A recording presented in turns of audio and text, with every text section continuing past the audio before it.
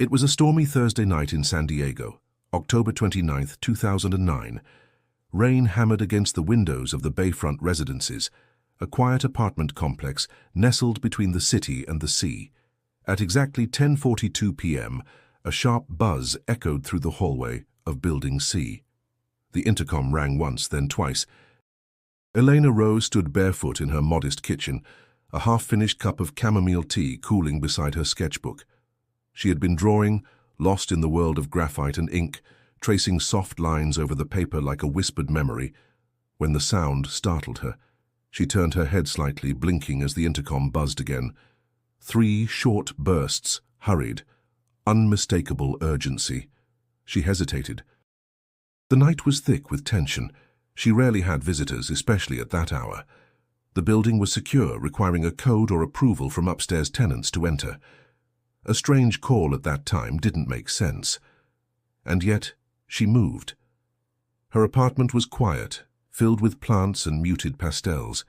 The only sounds were the soft hum of the refrigerator and the rhythmic ticking of a wall clock. She crossed the room slowly, reaching the intercom panel mounted near the door. Her voice came low and careful. "Hello?" Static. Then a man's voice, calm, low, oddly familiar. "Eleanor? It's me." She paused. I didn't expect—" "I just need to talk," the voice said. Something shifted behind her eyes. It wasn't fear, not yet, but something close. Confusion? Caution? For several seconds she said nothing. Then her voice returned, soft but clear. "Okay, I'll be right down." She didn't grab a coat, didn't take her phone. She unlocked the front door, stepped into the hallway, and left it slightly ajar behind her. And that was the last time anyone saw Elena Rowe. If you're drawn into stories of mysterious disappearances and hidden truths, don't forget to subscribe to the channel. We explore the most haunting real-life cases. Some solved, many not. Your subscription helps us keep digging. By 11:30 p.m., her tea had gone cold. The sketchbook lay open to a page of unfinished floral patterns, the petals incomplete, the ink faint where her pen had stalled. Her apartment remained undisturbed. The hallway light flickered briefly at 12:06 a.m., but no one noticed. At 8:14 the next morning, her neighbor across the hall, Mr. Holland, knocked lightly on Elena's door. She often greeted him with a small wave as he left for work. Today, no wave, no movement. The door was still slightly open, just like she left it. He called out once, then again. When he stepped inside, the silence was immediate and strange. No scent of breakfast, no music, no rustle of movement. He saw the tea, the sketchbook, the untouched shoes by the front door. He backed out and called the building manager. Police arrived at 9:07 a.m. There was no sign of forced entry, no struggle, nothing missing, nothing broken, no messages, no cell phone, no purse, no trace. Just silence. Detective Ron Carlson arrived by 10 a.m. It was supposed to be a standard missing person report. At least, that's what they thought. But something about the scene unnerved him. He had walked into dozens of apartments over his 25 years on the force, and this one felt different. "She left mid-sentence," he said quietly, noting the untouched tea, the lack of shoes, the open door. "People don't just vanish like this." Her family in Oregon was contacted by noon. Elena's younger sister, Maya, arrived the next day, frantic and trembling. She told them Eleanor had been private but not reclusive, reserved, not paranoid. She had friends, a stable freelance career. No history of depression or danger, no enemies, no reason to run, nothing made sense. The intercom log confirmed a call had been made from the front gate at 10:42 p.m., but the entry record system showed no access granted. No one came up, at least not through the doors. And yet Elena left. She walked out willingly, alone, into a night that swallowed her whole. Detective Ron Carlson stood in the center of Elena Rowe's apartment, arms crossed, eyes narrowing as he examined the space. It was pristine, too pristine. Everything was where it should be, and that was the problem. People always leave traces of decision. A bag picked up, a jacket missing, keys gone, but this felt like she had stepped out for a second and never returned. The first 48 hours were critical. Carlson knew the rhythm of disappearances, the patterns and mistakes families made when panic blurred their memory. But Elena's case didn't fit any familiar mold. There was no chaos to untangle, just a clean break. Officers canvassed the building immediately. Every neighbor was questioned. Surveillance footage from the entrance parking area and street cams was pulled, but none showed Elena or anyone suspicious arriving or leaving that night. The intercom system had no internal recording function, just a time log. The entry gate had not been accessed. No one else in the building reported visitors. By the end of the first day, the leads were already evaporating. Carlson reviewed the interviews himself. Mr. Holland, the neighbor who found the door ajar, had seen and heard nothing unusual the night before. The residents of apartments above and below Elena's had been asleep. One tenant recalled a brief power flicker around midnight, but no sounds, no yelling, no scuffle, just the usual San Diego storm. He returned to Elena's apartment the next evening. Her sister Maya had given permission to search through her things. Carlson moved slowly through the space, examining her life through objects, an old radio tuned to a jazz station, delicate ceramic cups lined on a shelf, a well-worn graphic novel in French. Nothing felt out of place, nothing screamed, "I'm running." That night the first theory emerged. Maybe she left on her own. Adults had the right to disappear. Maybe something personal drove her away. An old fear, a secret, an escape. But why leave the door open? Why say she was going down to meet someone and never come back? 2 days later, suspicion turned toward her social circle. Officers interviewed her co-workers, remote clients from illustration gigs, and local friends. All were shocked. No signs of depression. No concerning messages. One friend mentioned that Eleanor had become slightly more withdrawn in recent months, but not in a way that raised alarms. She was always private, they said. Then came the name, Jason Marks. He and Eleanor had dated briefly the year before. According to friends, it hadn't ended badly, but there were rumors he didn't take it well. Jason lived across town and worked as a tech consultant. Officers brought him in for questioning. Jason denied any recent contact with Elena, claimed they hadn't spoken in over 6 months. He looked tired but cooperative. His alibi checked out. He'd been logged into a live online session that entire evening. Nothing linked him to the intercom call or the disappearance. Still, his name stayed on Carlson's desk for a while longer. The following week, the case stretched into its first dead end. Posters were made. Tips trickled in from people who thought they saw her in gas stations, malls, buses. Each was followed, none credible. Media outlets picked up the story briefly.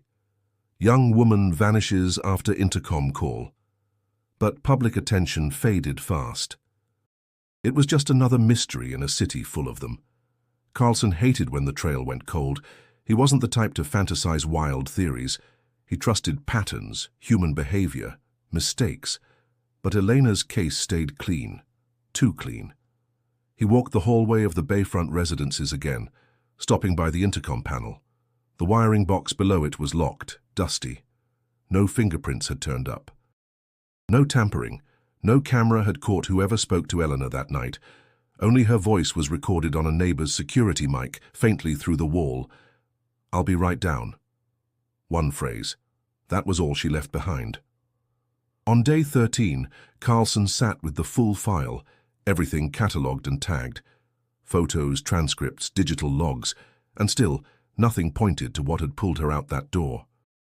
Just one thing nagged at him, the feeling that Elena hadn't run from something. She had walked toward it, and whatever it was, had swallowed her whole. 3 weeks after Elena Rowe vanished, the case remained stalled. No suspects, no witnesses, no solid leads. The official search slowed, though Detective Carlson continued working after hours, haunted by the stillness of it all. There was something about Elena that stayed with him, something unfinished. It was Maya who reopened the first real crack. She returned to San Diego alone in mid-November, determined not to let her sister's name fade into another cold file. Maya was different from Elena, more direct, more restless. Where Elena was quiet and observant, Maya burned with frustration. Losing her sister without explanation ignited something fierce in her. She asked to go through Eleanor's storage unit, which hadn't been fully inventoried. Inside, Maya found journals, sketchbooks, and a plastic bin marked Portland. At first, it looked like old college mementos, school IDs, postcards, receipts, but buried in the bottom was a small newspaper clipping from 2006. It detailed a house fire in Eugene, Oregon, 3 people injured. One woman, name withheld, suspected of having been inside but disappeared before investigators arrived. There was a note taped behind the article, just 4 words, written in Elena's handwriting. "I wasn't supposed to." Maya brought it to Carlson the next morning. He read the clipping twice, then asked the one question Maya had feared. Was Elena hiding from something? Maya hesitated. She hadn't wanted to betray her sister's confidence, but maybe now it mattered more to tell the truth. Elena wasn't her sister's real name. She had changed it in 2007, legally, quietly after leaving Oregon. Maya didn't know all the details, only that Elena had been involved with someone dangerous back then. A man named Travis. Someone Maya never met but whose presence loomed in stories, unfinished and dark. Elena had said only once, "I needed a life where he couldn't find me." Carlson reopened the missing persons database. A search for identities tied to Elena's former name, Grace Elliott, revealed a few disconnected threads, nothing definitive, but the fire in Eugene suddenly stood out, not as a coincidence, but as the beginning of a flight. He contacted the local police in Oregon. Their records were vague, the case long dormant. The woman believed to have been in the house had never been located. Now they had a possible name. Carlson felt the case shift. If Elena had been running, then whoever called her on that intercom might have known her past. It could have been someone from Oregon, someone who knew who she really was. But how? No digital traces led back to her old life. Eleanor had scrubbed herself clean. New name, new address, even a carefully curated online presence. She never posted photos, barely used social media. Her email trail was minimal. She had lived like a shadow. That made the intercom call all the more chilling. Whoever buzzed her had said just 3 words. "Elena? It's me." Not Grace. Not, "Hey, it's Travis." Just, "It's me." And she had known that voice. Carlson asked Maya if the name Travis meant anything to Elena recently. Had she mentioned him in the last year? Maya shook her head. Not for years. But sometimes she'd get quiet when the mail came, or when a car paused too long outside her building. I always thought she was just being careful. I never imagined she didn't finish. The idea that Elena had finally been found after years of hiding, and then taken, was unbearable. Meanwhile, Carlson revisited the tenant interviews. A woman on the 2nd floor remembered something odd. A man she didn't recognize pacing near the main gate a few days before Elena vanished. She hadn't thought to report it. He never came in, just stood there for a long time, then walked away. No description, no footage, but it added weight to the theory that someone had been watching. Carlson updated the file. Possible connection to past incident in Oregon. Person of interest, Travis, last name unknown. Possible re-emergence through intercom contact. No one could explain how he'd found her. But now they had to ask, if Elena's past had finally caught up with her, what exactly had she been running from? For months the case of Elena Rowe, or Grace Elliott as some now knew her, drifted into the background of the department. It hadn't been closed, but with no new leads and no confirmed sightings, it sat frozen in an uneasy limbo.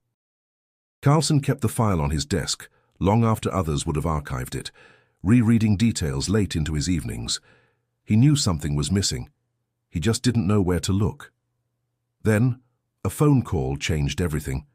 It came from a man named Richard Breen, a retired electrician, who had worked part-time for Bayfront Residences from 2005 to 2011. He had heard about the disappearance years ago, but never got involved. "Not my business," he told Carlson. "Didn't seem like anything I could help with." But something had started bothering him recently. He'd been cleaning out old job logs from his garage, and came across a maintenance order dated November 3rd, 2009, just days after Elena vanished. The ticket had been marked Electrical Anomaly Building C, 3rd floor junction box. That was Elena's floor. Richard remembered the call. He'd been asked to inspect a power irregularity affecting hallway lights. When he opened the locked wiring panel behind the intercom unit on the wall, he found something tangled deep inside, something that looked out of place, a metal bracelet. It was jammed between some cable loops, he said. Didn't seem relevant. I figured maybe someone dropped it behind the wall during construction. I was told to clear the box and move on, so I did. Carlson stared at him. What happened to the bracelet? I left it in a little tray with other found stuff. Maintenance office. Don't know what became of it after that. The office had since been cleared out and repurposed. Any miscellaneous items left behind were likely trashed, but the mention of the bracelet stirred something in Carlson. He hadn't seen anything like it in the evidence catalogue. If it had been found near the wiring box behind the intercom, it might have been Elena's. It might have been something she wore when she went down that night, or it might have been something more. He asked Maya if Elena owned a bracelet. She looked puzzled at first, then remembered. Yes, I gave her one a few years before she left Oregon. Simple chain, had an engraving on the inside, Love M. She wore it all the time. Carlson felt a chill run through him. That bracelet had never been found among her belongings, and if it had somehow ended up inside the wiring panel, then someone, or something, had placed it there. It didn't just fall in. The intercom wiring box was sealed, recessed behind a metal door that required a key. Only building staff or someone with electrical access could have reached it. He filed a formal request to inspect the unit. But the building had since changed hands, and the panel had been replaced during a renovation in 2017. The original box was gone. The wall had been plastered over and painted. Still, he returned to the site, walking the hallway slowly, his eyes tracing the new seams, trying to recall where the panel had once been. He pressed his fingers against the wall, half wishing it would open. But there was nothing left to touch. Maya, meanwhile, was growing more convinced that the building itself held answers. She'd started speaking with other former residents, people who had lived in Building C back in 2009. Most remembered nothing. But one woman, Jill Thompson, recalled something she'd never been able to explain. I lived directly below her, Jill said. For a few nights after Elena disappeared, I heard tapping. Very faint, like someone knocking but from inside the walls. Carlson leaned forward. What time? Late, past midnight, for maybe 10 minutes. Then nothing. I mentioned it to maintenance, but they said it was probably old pipes. He wrote it down. Not because he believed it proved anything, but because Elena's story was one that demanded attention to even the faintest of whispers. The bracelet, the knocking, the locked panel. Individually, none of it was conclusive. Together, it whispered of something hidden, something overlooked, and Carlson knew he'd missed it once. He wouldn't miss it again. 15 years later, San Diego had changed. The skyline stretched taller, the streets pulsed with new faces, and the bayfront residences now bore a different name, Seabright Lofts. Renovated, rebranded, and now a glossy fixture on rental sites, its past had been quietly painted over. But the bones of the building were the same. It was during one of those glossy upgrades in early 2024 that something impossible resurfaced. The building's new management had contracted a full electrical overhaul, modernize the circuits, increase energy efficiency, comply with updated fire codes. On a crisp January morning, a two-man team from Coltran Electric arrived to begin work in Building C. One of them, Diego Morales, was assigned to check outdated panels near the third-floor stairwell, an area untouched for years. When Diego unscrewed the cover plate of an old side junction box, a small object fell from behind the panel. It hit the floor with a dull metallic clink, a bracelet. At first, he assumed it was trash, something lost or discarded by workers decades ago. But something about it felt personal. It was delicate, slightly tarnished, but intact. A simple chain. And on the inside, faintly etched, were 3 words: love. Diego handed it off to the building supervisor, who placed it in the found items log, unsure what to do with it. Later that evening, while idly searching online for any past incidents linked to the property, just out of curiosity, he stumbled upon an old article. A missing woman, Elena Rowe, 3rd floor, last seen in 2009. And then he saw it, a brief mention in the article of a bracelet missing, described by her sister. The same inscription. He froze. The next day he called the police. The property was cordoned off within hours. Though the building had undergone multiple renovations, the discovery of the bracelet in a sealed, untouched section of the wiring system brought new attention and old faces back to the scene. Detective Celia Munoz, newly promoted and known for her instinctive approach to cold cases, was assigned to lead the review. But it wasn't long before someone else showed up uninvited. Ron Carlson, now retired, thinner, grayer, but very much alert. They sat in the building's newly decorated lobby, where modern furniture masked old stories. "I've seen it before," Carlson said softly. 15 years ago, someone found that bracelet, an electrician. He told me he left it in the maintenance office. But no one followed up. Celia nodded. "Well, now we are." He looked at her, proud but haunted. She was right there. The whole time. The bracelet was examined, confirmed to be the one Maya had described in 2009. Its presence behind a sealed panel, accessible only through building schematics, raised immediate questions. Had Elena dropped it while being taken? Or had someone placed it there deliberately? The theory of deliberate concealment felt stronger. The junction box, though obscured behind drywall for years, had been undisturbed until that day. Whoever had put the bracelet there had done so intentionally, and with access. Celia reopened the case officially. She met with Maya, now 38, her face worn from grief and time. When she saw the bracelet, her reaction was instant and sharp. She clutched it as if her fingers recognized it before her mind did.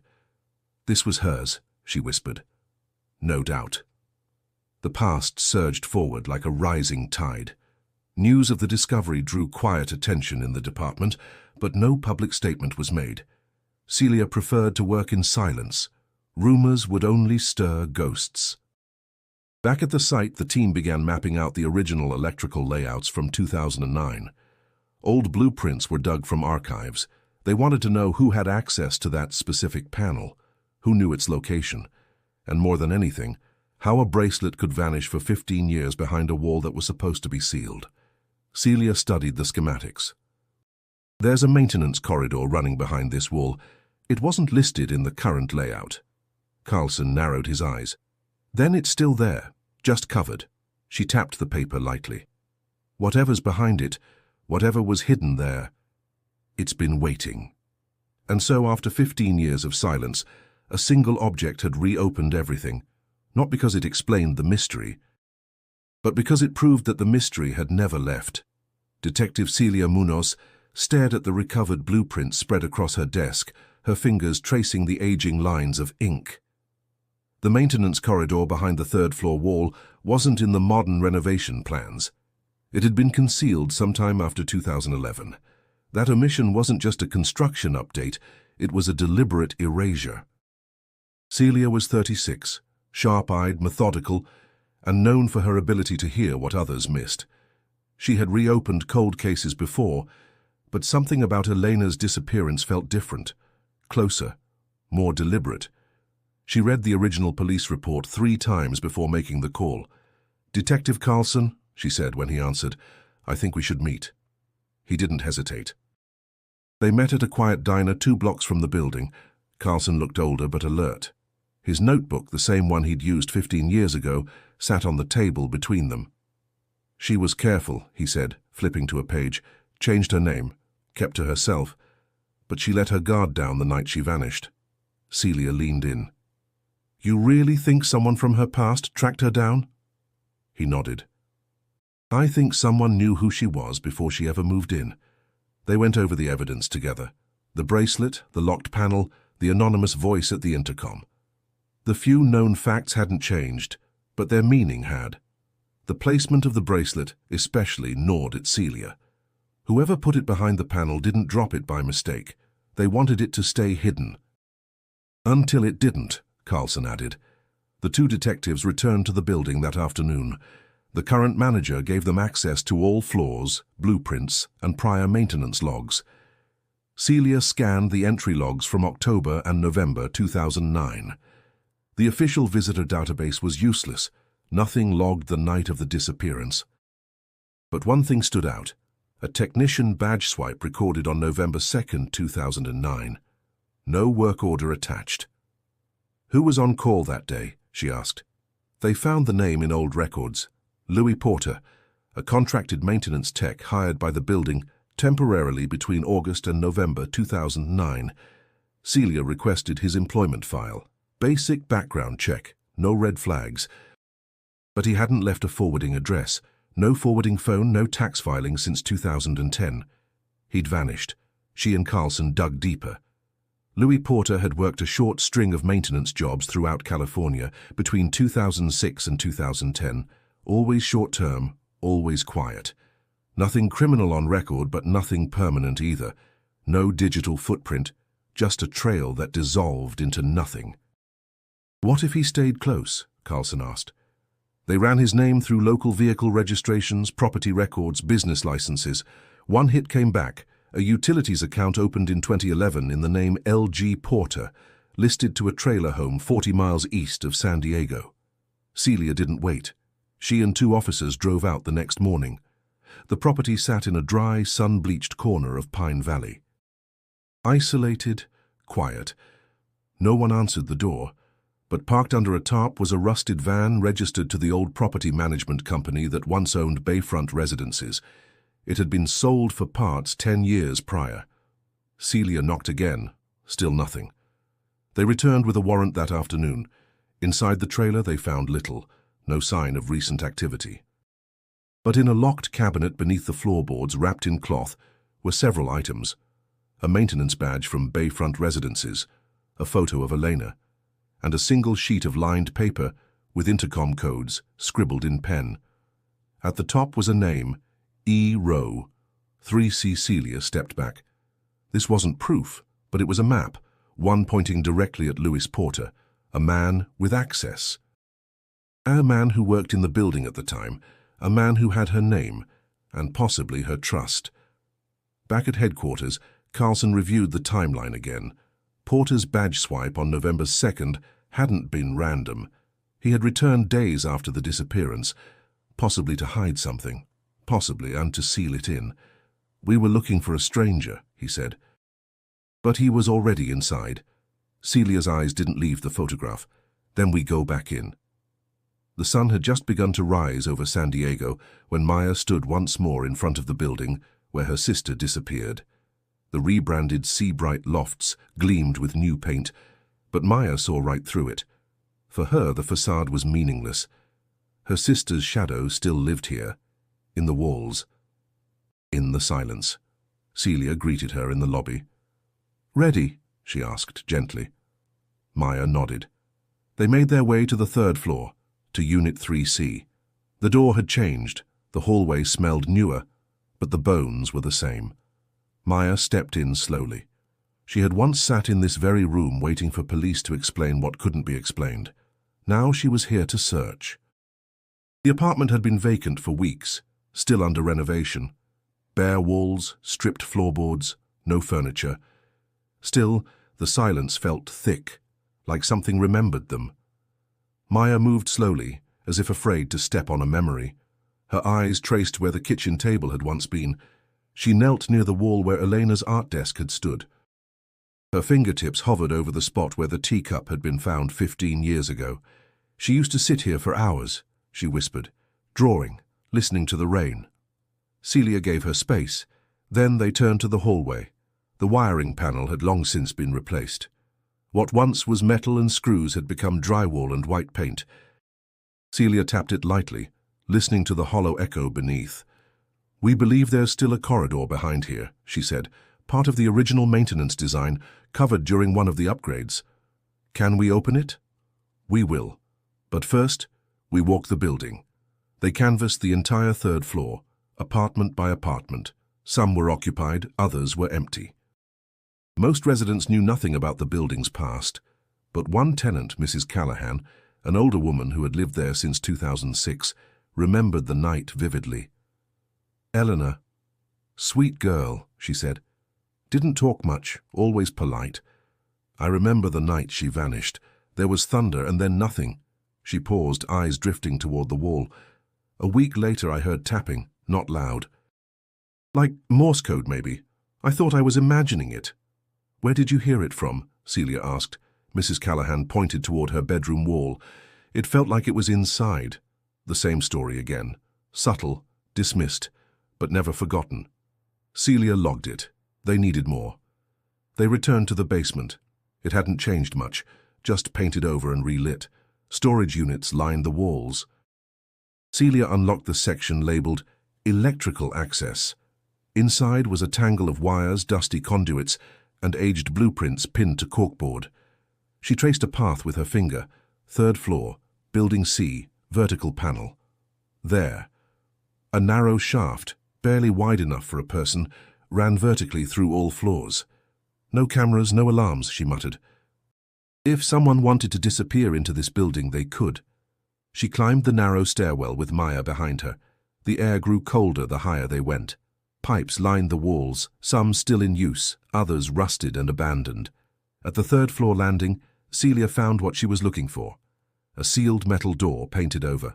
The hinges had aged, but not rusted through. They pried it open. A rush of stale air escaped.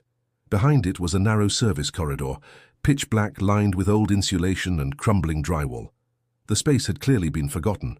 Wires dangled like veins, and in one section someone had carved a tiny star into the metal frame with a key or knife. Maya's breath caught. Elena used to draw that, stars with 4 points, just like that. They stepped inside. Every footstep echoed. The flashlight beams caught dust suspended in the air, floating like ash.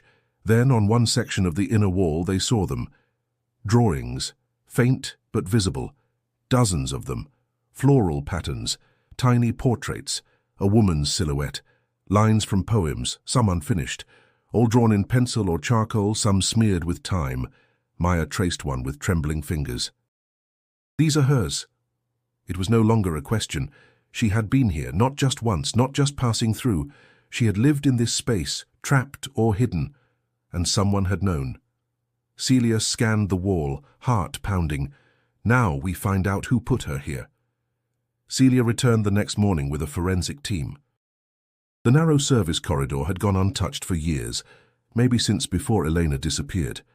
It was cold and silent, insulated from the world, hidden behind layers of renovation and neglect. As the technicians photographed and documented every inch, Maya stood near the entrance, arms crossed tightly over her chest. They found remnants of a life lived in fragments, signs of someone who had stayed here for more than a fleeting moment. Crumpled wrappers, an old, moth-eaten sweater, a blanket rolled in the corner, a small, shattered hand mirror, and near the back wall, tucked beneath loose insulation, a collection of charcoal pencils inside a cracked plastic case. Everything was decayed, worn down by time and temperature, but none of it belonged there. This was not a place meant for anyone to exist, yet someone had. Celia examined the blanket.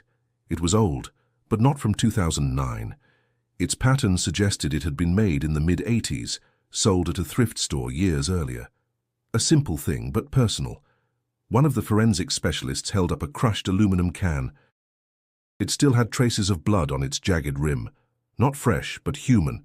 They would test everything. On the wall beside the drawings, they discovered a faint outline of numbers, possibly dates, drawn in columns. Days marked off, then crossed with an uneven hand. It looked like someone trying to keep track of time. Celia counted them silently. 57. Maya stood beside her. She was here. For nearly 2 months. Neither said what they were thinking. If Elena had been hidden away here and the only access was through the electrical panels or the stairwell, someone with intimate knowledge of the building had kept her there. Someone who worked quietly, knew when the hallways were empty, someone who knew how to avoid cameras or how to access systems that didn't record. As they examined the far wall, Celia noticed something behind a section of loose drywall. She pried it back carefully, and behind it, dark, coated in dust, was a shallow alcove carved between pipes. Inside sat a box, metal, hinged, latched with wire. Celia's gloves trembled slightly as she opened it. Inside were sketches, torn from Elena's old notebooks, her initials, her handwriting, tiny notes. Phrases like "not night yet," and "he comes quietly." Others were just symbols, a circle within a square, a door drawn repeatedly. In one, she'd written the word "intercom" in jagged, heavy lines. Beneath it, "heard before I saw." Maya covered her mouth. Elena hadn't just been trapped. She'd been watching, recording, waiting. She knew him, Celia murmured. Or at least knew when he was near. They reviewed building records again that night, cross-referencing entries, badge swipes, maintenance tickets, anything that aligned with the dates Elena had etched into the wall, and a pattern emerged. Louis Porter's name appeared 5 times in that same window of time. Each time under vague work orders: noise complaint, check wiring, elevator lag. Each time aligned with a date on Elena's wall. He had been returning, not daily, but often enough. Enough to keep her alive. Enough to keep her hidden. The theory was growing stronger. Porter had used the corridor to trap Elena after coaxing her out on the night of the intercom call. He knew the building's structure, the unmarked spaces, knew how to avoid attention. The space was perfect, silent, secret, impossible to find unless you knew exactly where to look. The question no one wanted to say aloud yet was terrifying. Was she alive that entire time? Did she die here, waiting? Celia wasn't ready to answer. Not yet. Not until they understood every corner of that passage. Not until the tests came back. Not until they knew what else might be hidden there. The day ended with the drawings sealed in evidence bags, the space closed off under armed guard, and Maya sitting in the back of her car, bracelet in hand, staring out the window. She whispered something barely audible. She left her voice on these walls. Celia heard her, and now it was time to listen. Louis Porter lived just far enough away to avoid memory. The trailer he'd registered in Pine Valley sat quiet for years, tucked behind low trees and long shadows. But as Celia stood outside its rusted door for the second time, now with a full warrant and a quiet determination, she knew they weren't just searching for a missing man. They were tracing the path of a ghost. Inside, the space told its story. Everything was arranged with sterile precision. Tools were hung with symmetry, papers stacked by date. But it wasn't cleanliness. It was control. A life without warmth. No photographs, no dishes in the sink. Only order. Only distance. Celia moved slowly through the trailer, documenting. One of the cabinets held dozens of tiny notepads, each labeled with dates and short codes, work logs, maintenance entries. At first glance, they looked harmless, lists of tasks, building numbers, equipment checks, but one entry made her stop. 11:02:09, C3rd, rewire panel. Bracelet lodged, removed. No one saw. Silent. Her breath caught. He had written it down, not in panic, not as confession. As record. Carlson arrived as they were cataloguing the notes.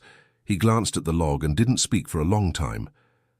He wanted it remembered, he finally said, but only by himself. They found more. In the trailer's storage shed was a locked trunk. Inside, a plastic bin filled with small personal objects, a dried flower, a subway token, a child's bracelet, mementos, nothing obviously criminal. But curated, collected, each tagged with a location and date. Elena's was there too, her name, written on a label beneath a cracked plastic ID holder. Inside was a copy of an old drawing, one that had once hung in her apartment. Carlson recognized it. It hadn't been stolen, it had been claimed. Celia stepped outside, her mind circling one conclusion. Porter had a pattern. Not necessarily of murder, but of obsession. Quiet fixation, watching, recording, and collecting. Back at headquarters, they began reassembling his timeline. They contacted former building managers, combed through decades of employment contracts. Louis Porter had worked at over 15 properties between 2002 and 2010, always in maintenance, always temporary. Always leaving before anyone got too close. A woman from one of the properties, Melinda Kay, now living in Sacramento, confirmed something chilling. Yes, I remember him. Quiet, never made eye contact, but after I left that place, I felt like someone had followed me. I started getting strange notes, nothing threatening, just drawings, flowers, stars. I thought I was imagining things. Celia showed her one of Elena's sketches. Melinda went pale. That exact one. I got it in the mail. Carlson took her statement carefully. This wasn't just about Elena anymore. It was about a man who watched women, followed them, lingered in their lives without their consent or knowledge, and then vanished before anyone could say his name twice. They returned to Porter's last known employer, a small complex in Chula Vista. The building manager there remembered him well. He never said much, did his job always early, but I once caught him in a unit that wasn't his assignment. I asked why, and he said he was checking water pressure.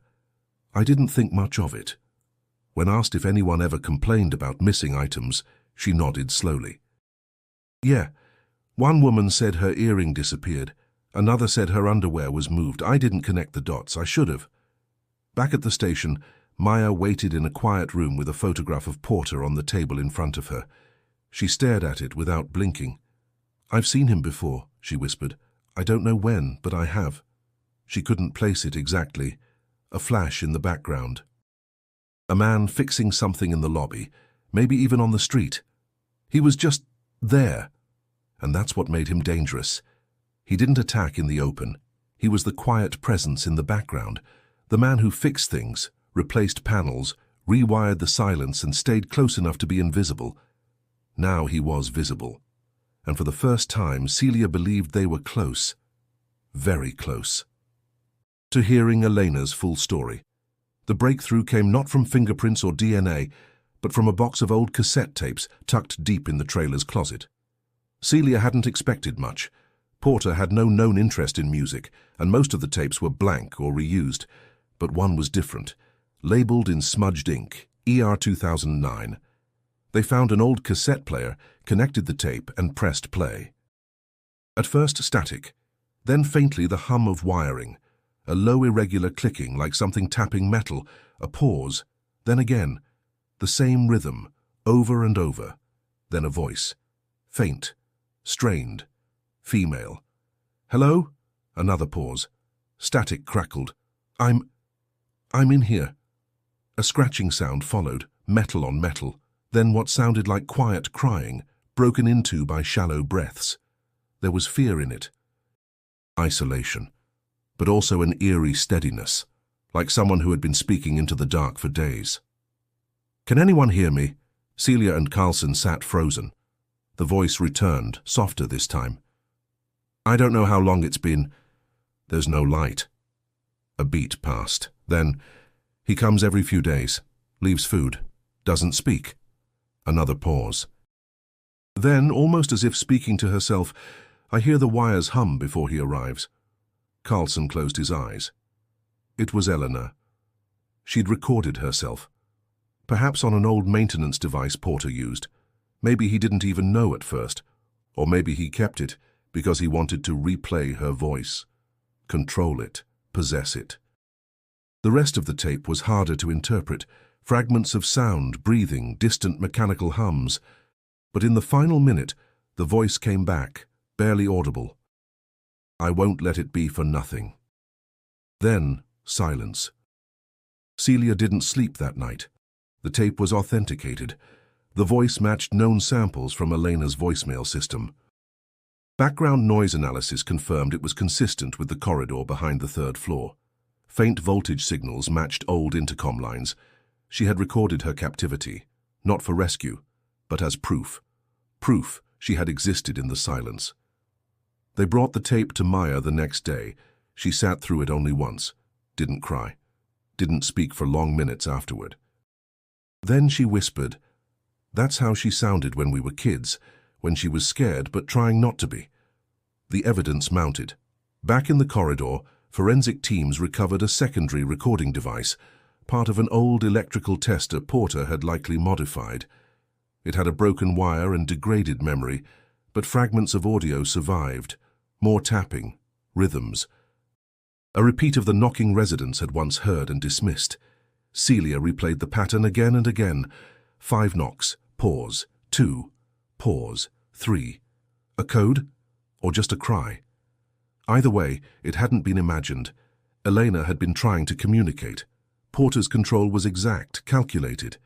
He'd allowed her to live for a time, had brought food, had likely spoken little, but he watched, always. And when he decided it was time to erase her completely, he sealed the corridor and disappeared into the world as quietly as he had come. Except for one detail.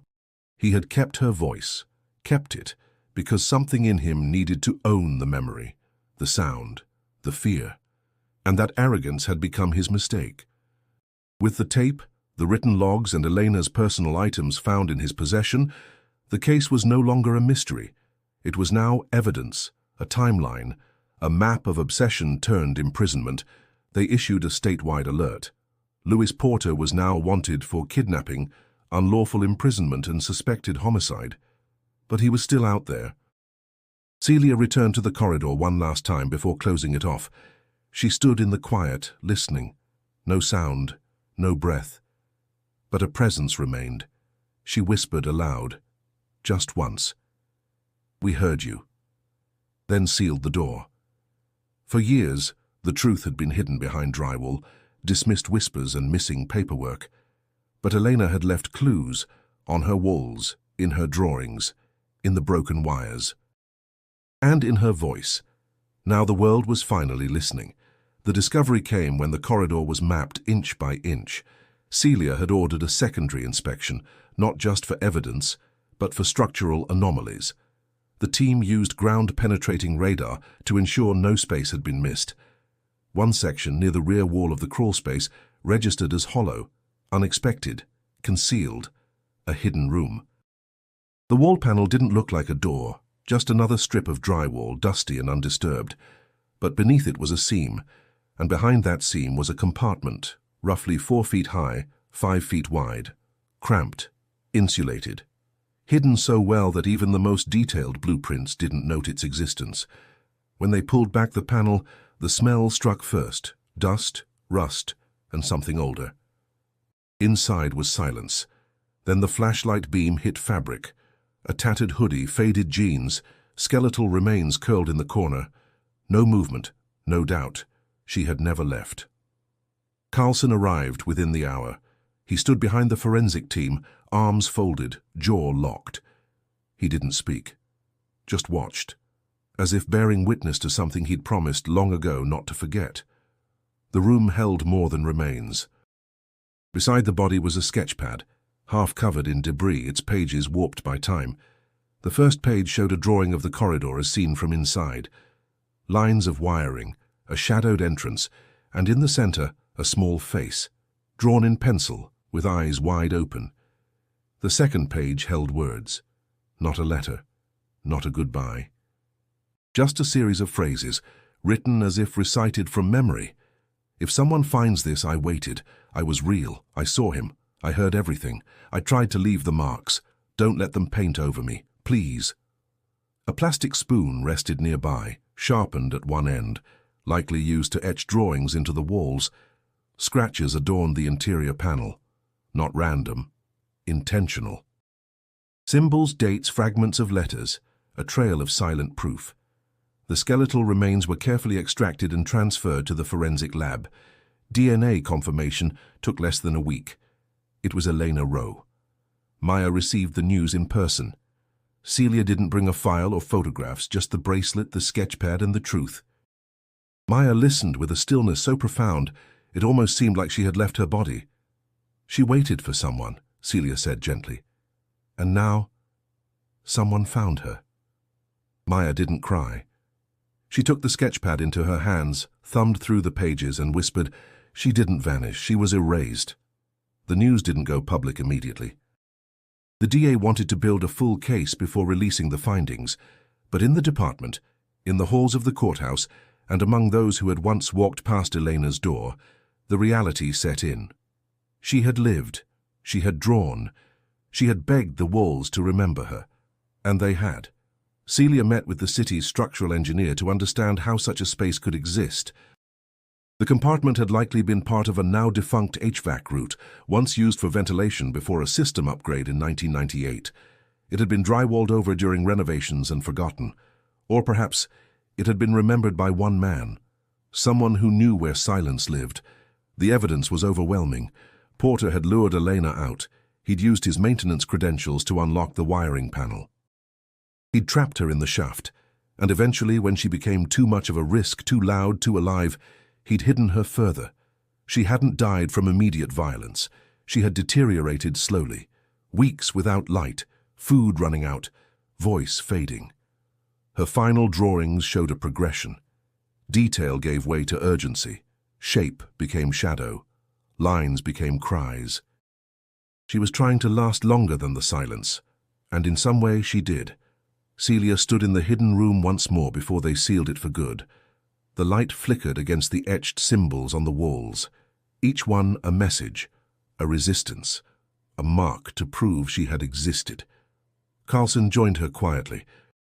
"You know," he said, voice low, "when I first walked into her apartment, I felt like something was left unfinished." Celia nodded. It was, but not anymore. They closed the panel, this time not to hide the truth, but to protect it, because now the world knew.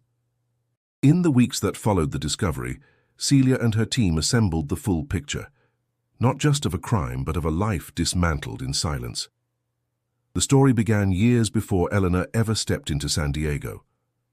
Louis Porter had spent nearly a decade drifting between buildings and cities, collecting access cards, memorizing architectural weaknesses, studying places designed for privacy and insulation. He worked behind the scenes, always just long enough to understand the system, never long enough to leave a footprint. Then he saw her. Elena had moved to Bayfront Residences under a new name, new lease, a life carefully constructed to disappear into safety. But it wasn't enough. Porter had been working there just 3 weeks when he encountered her. It likely wasn't planned. She was a tenant. He was invisible. But something clicked. He watched, memorized her schedule, saw the way she avoided eye contact. The way she moved quietly through the building. She reminded him of someone, or maybe of no one. It didn't matter. He wanted control. Proximity. By the time Elena disappeared, he already knew where he would take her. The corridor behind the 3rd floor, the sealed crawlspace, a pocket between structure and shadow. No one would hear her. No one would suspect. The intercom was the entry point. He buzzed. She answered. She recognized his voice, or thought she did. He used just the right tone, soft and familiar, enough to disarm, enough to pull her downstairs. She walked out unarmed, vulnerable, and he took her. There was no struggle reported, no noise, just a vanishing, a subtraction from the world. In the hidden corridor, she survived for weeks, 57 days by her own tally. Porter left food, water, but never spoke. Perhaps he believed his presence was enough, or maybe silence was the control he enjoyed most. Eleanor fought to stay present. She drew, wrote, recorded messages when she could, marked walls, crafted signals in the wires, hoped that someone, anyone, would hear. But no one did. When she weakened, Porter moved her deeper, into the hidden room. A space within a space. He closed the panel behind her, and then left. Celia theorized that he either feared she would be discovered, or simply grew tired of maintaining the illusion of care. Maybe she screamed. Maybe she begged. Maybe her presence stopped being his fantasy and started being a threat. He chose to forget her. But he couldn't quite let go. The sketch, the bracelet, the recording. Trophies, not souvenirs of affection, but proof, to himself more than anyone, that he had succeeded.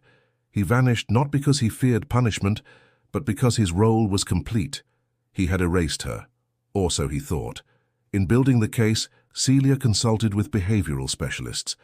They confirmed what she already suspected.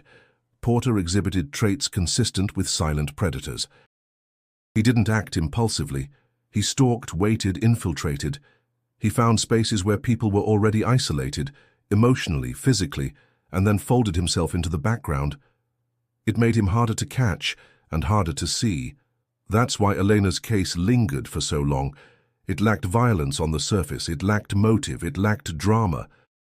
What it held was quiet, creeping terror. A woman trapped in a space no one believed existed. Carlson, who'd carried the case like a scar, sat through the final briefing in silence.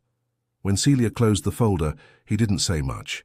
Just, "I knew she didn't leave." The prosecutors began preparing charges.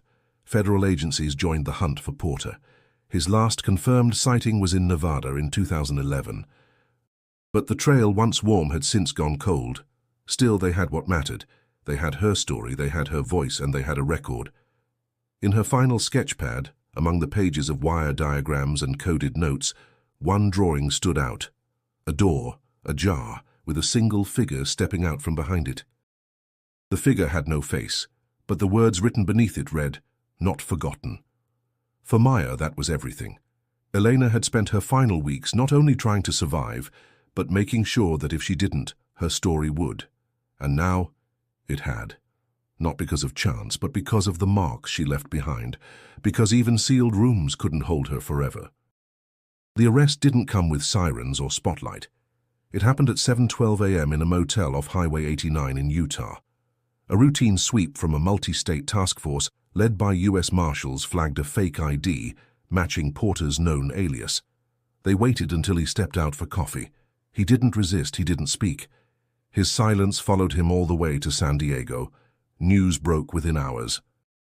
After 15 years, the man behind one of California's most haunting cold cases had been found. Louis Grant Porter, now 62, stood before a judge in orange prison garb, eyes sunken, jaw slack. The courtroom was packed. Reporters, former tenants, officers, survivors of other buildings he'd worked in. But no one looked at him with curiosity. They looked at him with revulsion. Maya sat in the front row, Carlson beside her, Celia behind. The charges read like a horror script. Kidnapping, false imprisonment, criminal neglect resulting in death, tampering with evidence, unlawful concealment of human remains, intentional obstruction of a police investigation. And more were expected. The prosecution introduced the tape, Eleanor's voice, preserved after all those years. The courtroom fell silent as it played. "I don't know how long it's been, so there's no light." Every juror froze. Her words became more than testimony. They became indictment. Porter remained emotionless. In pre-trial hearings, his attorney argued mental instability, that he hadn't meant for her to die, that the space wasn't meant to trap, only to keep her safe. But the evidence was unforgiving. The sketchpad, the sealed room, the hidden badge logs, and worst of all, the timeline. He had left her there, knowing. The trial itself lasted 9 days. Testimonies came from structural engineers, psychologists, crime scene technicians, and Maya, whose voice cracked only once. She wasn't a mystery, Maya said. She was a sister, an artist, a person who tried to live. And he made her disappear, not just from the world, but from memory. The defense had no rebuttal for that. The jury deliberated less than 4 hours, guilty, on all counts. Sentencing followed the next day. The judge's words were sharp, deliberate. "You robbed a woman not only of her life, but of her dignity, her voice, and her final chance to be found. And you did it with methodical intent. Life in prison, without the possibility of parole, no reaction. Porter was led away. And as the courtroom emptied, no one clapped. There was no joy in justice, only a quiet, heavy acknowledgement that something deeply wrong had finally been named. Outside the courthouse, reporters surrounded Maya. "Do you feel closure?" one asked. She looked past him. "No." "I feel rage." Then she walked away. For her, the fight hadn't been about punishment. It had been about remembrance, making sure the world saw Eleanor as more than a case file, more than a headline, more than a victim. In the following weeks, the trial made national news. Op-eds emerged discussing silent predators, the failures of maintenance oversight, the blind spots in building security. Several properties reviewed their employee vetting protocols, but the real shift happened online. A movement grew. We heard her. People posted about their lost loved ones, about unexplained disappearances, about being dismissed when they felt unsafe, about listening closer to the strange sounds behind walls, about trusting instincts, and about remembering the ones who tried to leave clues. Celia gave one interview. She didn't talk about Porter. She talked about Elena. She left a record. She refused to vanish. That's what solved this case. Not luck, not breakthrough science, just her, trying to be heard. The building, Seabright Lofts, announced it would be donating a portion of its profits to foundations for missing women. It was a gesture, not a remedy, but it mattered. And in one of its walls, behind tempered glass and quiet lighting, they placed a small memorial, not of Elena's photograph, but of her final drawing. The door, the faceless figure, the words, "Not forgotten." Because in the end, that was all she'd asked. After the trial, Maya didn't return to Oregon right away. She rented a small studio space downtown, overlooking the marina. It was quiet, sparse, full of windows and natural light, the kind Elena would have loved. And for the first time in years, Maya picked up a pencil. She hadn't drawn since high school. It had always been Elena's gift, not hers. But now the urge came not from skill but from need. She started sketching slowly, awkwardly, mostly shadows, then outlines, then eventually faces. One of them was Elena's. She didn't aim for realism. She just wanted to feel the shape of her again. Her angles, her stillness, the sadness she'd once hidden behind quiet smiles. Grief didn't vanish after justice. It changed shape. Maya found herself remembering small things.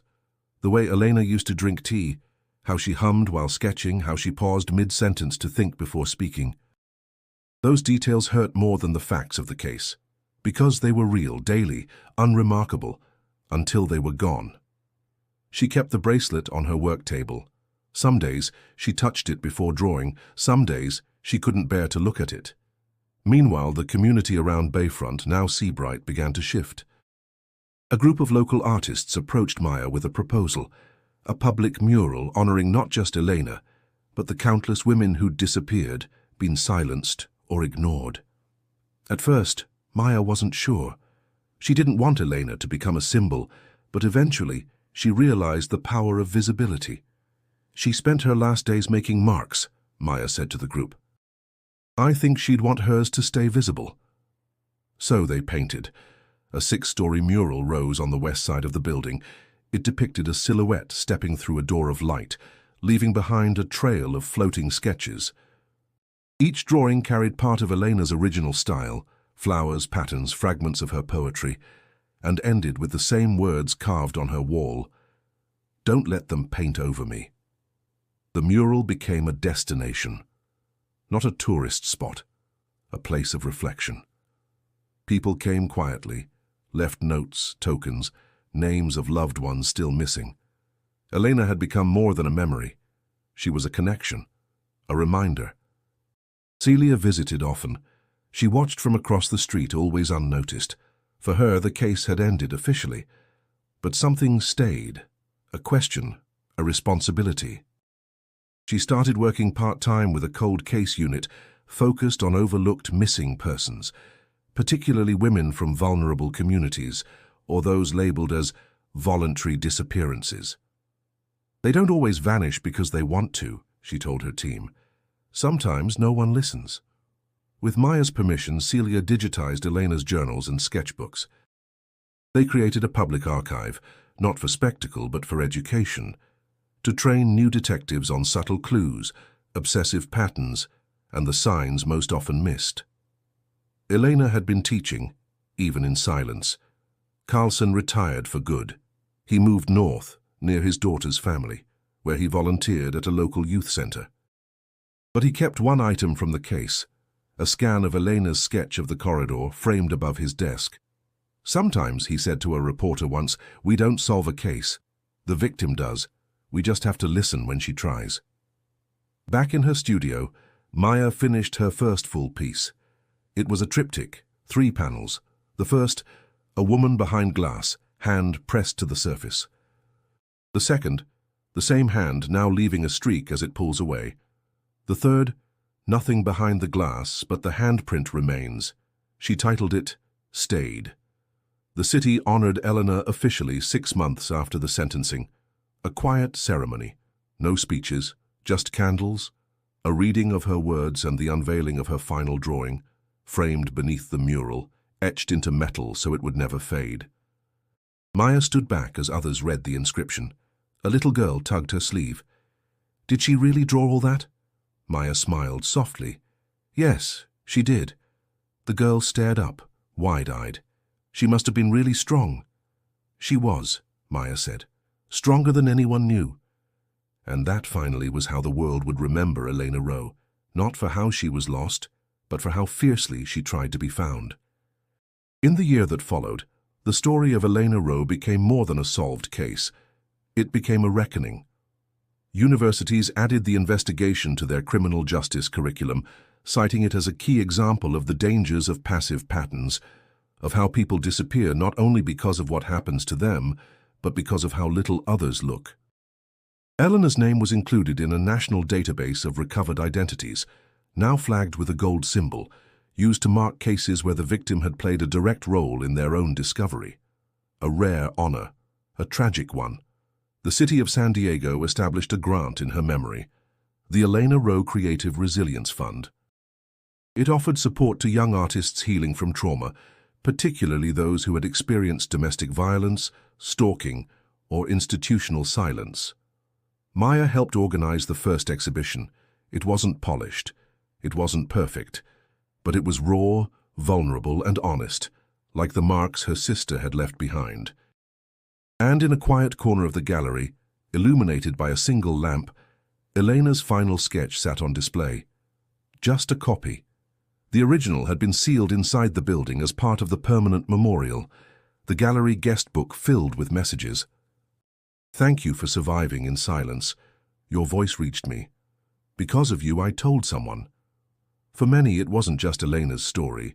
It was their own reflection, their fears, their near misses, their invisible hours. Detective Celia Munoz was invited to speak at a national conference on cold cases. She declined the panel, but submitted a letter to be read aloud. It ended with a single sentence. Sometimes the silence holds the answers. We just have to choose to hear them. As for Maya, she remained in San Diego. She kept the studio, took commissions, spoke at schools. She never claimed to be an artist in the way her sister had been, but she carried something else now, purpose. Elena had wanted to be found, and now Maya was making sure others would be too. She worked with advocates and housing organizations, pushing for safer protocols in residential properties, background checks, mental health training, proper surveillance and anonymous reporting systems for maintenance misconduct. Laws didn't change overnight, but conversations did, and that was something. At Seabright Lofts, life moved on, as it always does. New tenants came. Some never heard of the history. Others moved in because of it, drawn to the space transformed by loss and remembrance. On the anniversary of Elena's disappearance, a small group gathered at the mural. No cameras, no speeches, just candles and silence. They weren't all connected to her story. Some had never met her, but they felt something in the space, a quiet gravity. Maya stood at the back. She didn't speak. She didn't need to, because Eleanor had already said everything she needed to say, and now the world had listened. If this story moved you, if it made you think about the quiet people in your life, the ones who stay in the background, the ones who've ever felt invisible, please subscribe to the channel. We share true stories that need to be heard, because behind every headline there's a voice trying not to be erased. And if you want to keep exploring stories that matter, don't miss the next one we've prepared for you. Click on the video now showing on your screen, because some stories don't end, they echo.